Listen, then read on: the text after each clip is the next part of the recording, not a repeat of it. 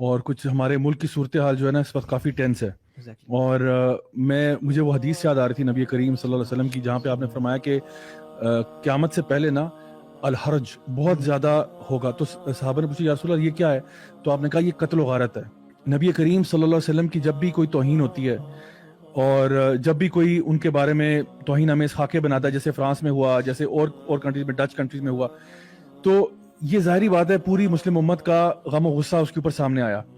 لیکن فرانس کا جو اپنا ایک ڈھیٹ پن آپ کہہ سکتے ہیں کہ انہوں نے پہلے تو یہ سارا کچھ معاملہ ہوا, اس کے بعد انہوں نے اپنی بلڈنگوں کے اوپر, آفیشیل عمارتوں کے اوپر وہ کارٹونز کو دوبارہ سے چھاپا اور شائع کیا اور مزید یہ کام کیا.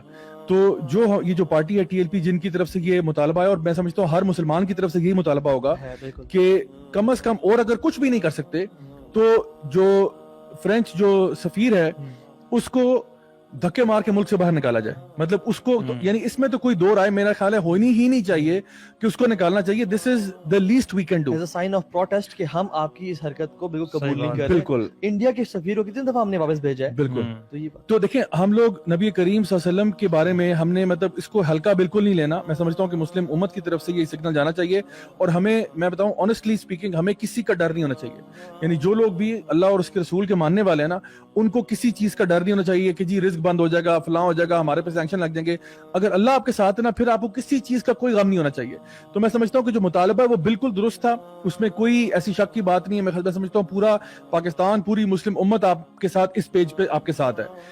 یا دیکھیں اگر ڈر یہ ہے نا کہ ہمارے پہ سینکشن لگ سکتے ہیں یا وہ ہمارے قرضے روک دیں گے, کوئی ایسی بات ہے.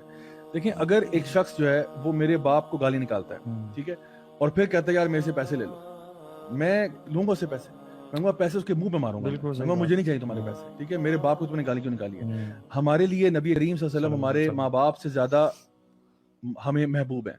ہم کہتے ہیں ہماری جانیں قربان سے زیادہ محبوب. تو کبھی یعنی ہمارا ایمان مکمل نہیں ہو سکتا جب تک کہ ہمیں نبی کریم صلی اللہ علیہ وسلم سے محبت جو ہے نا اپنی جان سے, اپنے ماں باپ سے, ہر شے سے زیادہ نہ ہو جائے. تو پھر ہم کیسے برداشت کریں کہ کوئی جو ہے وہ ان کی بارے میں توہین آمیز خاکے شائع کرے, ان کو اپنی بلڈنگوں کے پہ لگائے, پورے دنیا کے مسلمانوں کی تذلیل کرے اس حرکت کے ذریعے, اور ہم چپ چاپ بیٹھے تماشا دیکھتے رہیں. میں سمجھتا ہوں کم از کم منیمم جو ہے نا وہ یہ تھا کہ سفیر کو تو یہاں سے باہر نکالو. دا پرابلم از کہ جہاں پہ ہم یہ دیکھتے ہیں کہ جو طریقہ کار ہے, ہم یہ کہتے ہیں کہ دیکھیں اصل میں نا آپ جو آپ کے دشمن ہیں نا ان کے پلاٹس کو سمجھیں. مسلمانوں کو آپس میں لڑا دینا, جہاں پہ ایک مسلمان کو نہیں پتا میں دوسرے کو کیوں مار رہا ہوں, دوسرے کو نہیں پتا مجھے کیوں مارا جا رہا ہے. ایک طرفہ ہمارے طرف ویڈیوز آئیں کہ جہاں پہ پولیس والوں کو مارا جا رہا ہے, پھر اب ایک اور نیا سلسلہ ویڈیوز کا شروع ہوا جہاں پہ پولیس والے جو ہیں وہ تشدد کر رہے ہیں, وہ لوگوں کو شہید کر رہے ہیں. تو یقین کریں دل ہمارا پھٹتا ہے اور خون کے آنسو ہوتا ہے کہ یار سبحان اللہ, ہم لوگ ایک ہی ملک میں رہنے والے لوگ ہیں, سارے کے سارے مسلمان ہیں, کلمہ پڑھنے والے ہیں, اور آپس میں لڑ پڑے ہیں یار. مطلب یہ بہت ایک فرسٹریٹنگ بات ہے.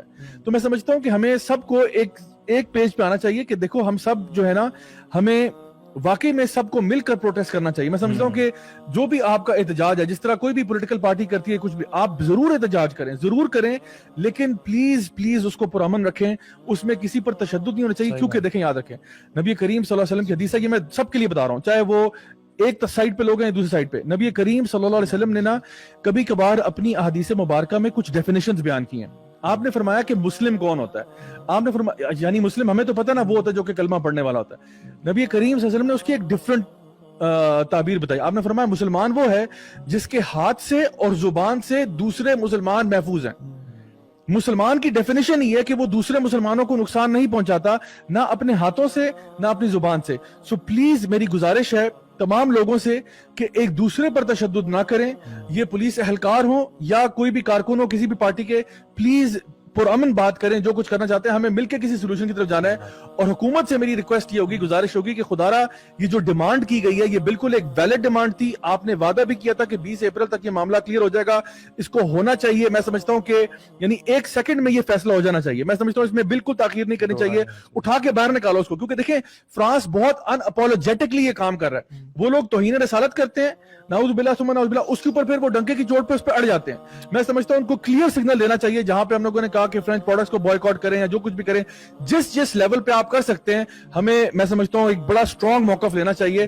اور اس چیز سے بچیں گے جو نبی کریم صلی اللہ علیہ وسلم نے فرمایا تھا کہ الحرج ہوگا, کہ جہاں پہ قتل و غارت آپس میں ہوگا, یعنی امت کے زوال کی ایک یہ وجہ ہوگی کہ مسلمان آپس میں لڑ پڑیں گے. تو پلیز جب بھی میں یہ دیکھتا ہوں نا تو میرے رونگٹے کھڑے ہو جاتے ہیں کہ یار we are heading in a very wrong direction.